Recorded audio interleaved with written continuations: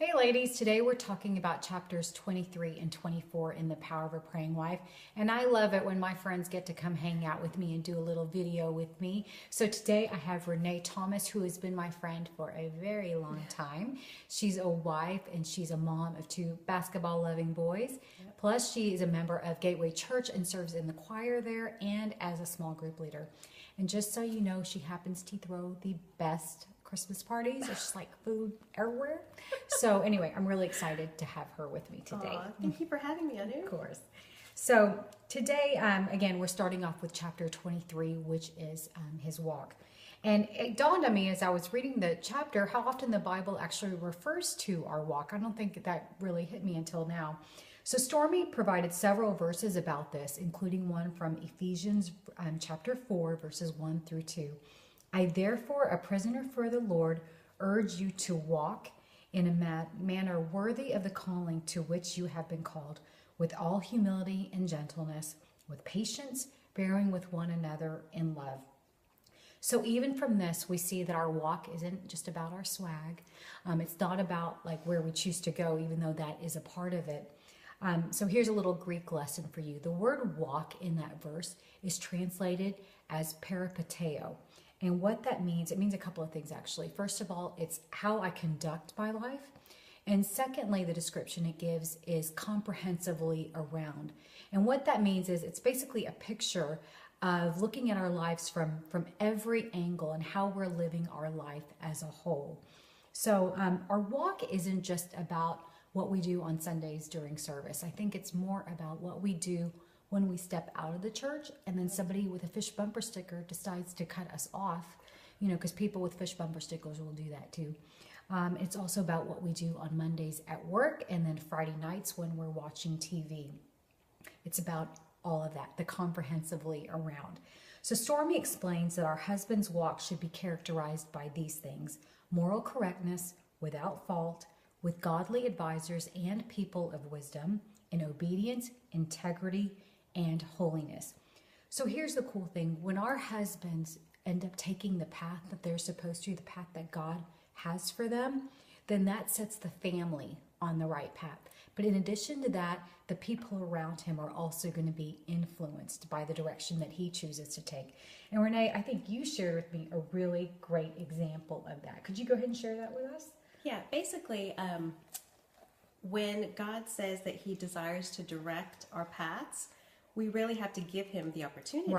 Right. So my husband was recently approached, along with some other people, to make an investment, and it seemed like a great opportunity. It was almost a no-brainer. Mm-hmm.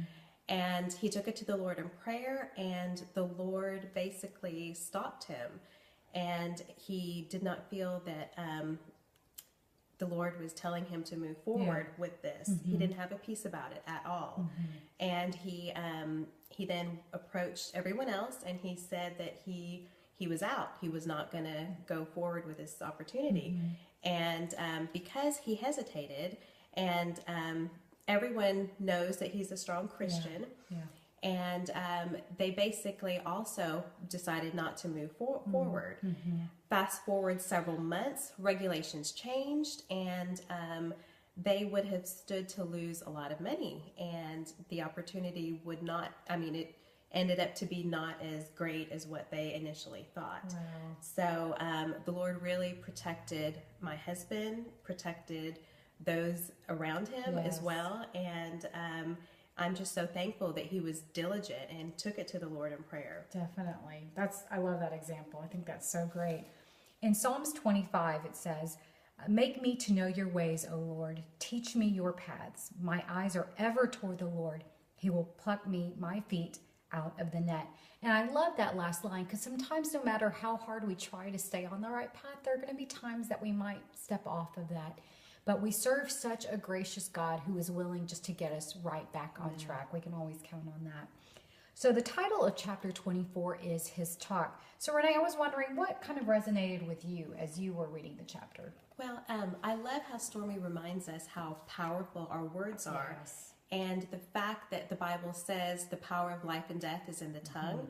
Mm-hmm. My husband and I have really been trying to remember that. Yeah. Once you say something, you can't take it back. Right.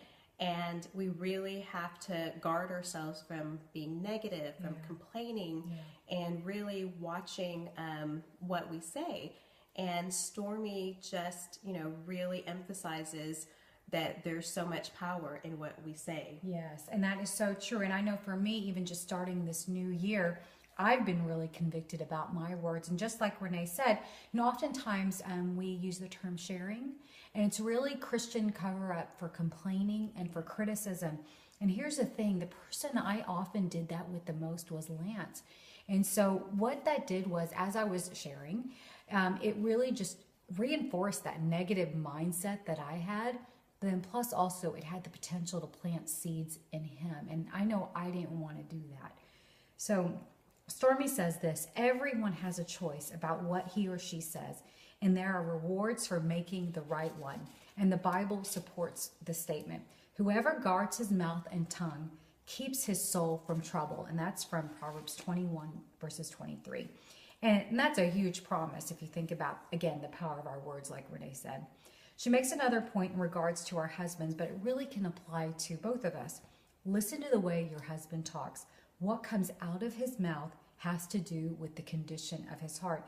And again, talk about a convicting statement, because there will be times that those things will happen and we'll say something, we'll be like, wow, where did that come from?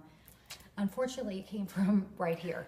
And it's such a humbling reminder for me when that happens to me, that God just purify my heart. There's so much in there that just needs to be cleaned, and just please do that. So Renee, I know with Shibby's profession, he's an orthopedic surgeon. Mm-hmm. I think stressful situations are probably just a daily part of what he does. Yeah. And you shared again another great example of how he will respond that really sets him apart from other people. Can you share that with everyone? Sure. Well, in the hospital, everyone knows that Shibby's a Christian. He wears a cross around his neck, and he doesn't take that lightly. Mm-hmm. And of course, in everyday situations, a lot of things go wrong. And other physicians have actually been known to throw things, yell, curse, you name it. And when things go wrong for my husband, he's actually been known to sigh. So the joke around the hospital is, if Dr. Thomas sighs, you know that something is wrong. Yeah. You know it's bad. Yeah. And they'll ask him, they'll say, Dr. Thomas, why is it that you don't curse, that you don't yell like everyone else? Mm-hmm. Why is your reaction so different? Yeah.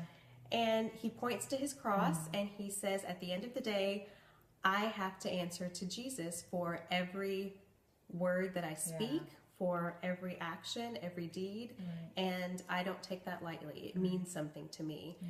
And I think, he's a great example of walking the walk and talking the talk. There you go. He doesn't change who he is, where, if he's in a different situation. Right. Who he is on Sunday is who he is during the week.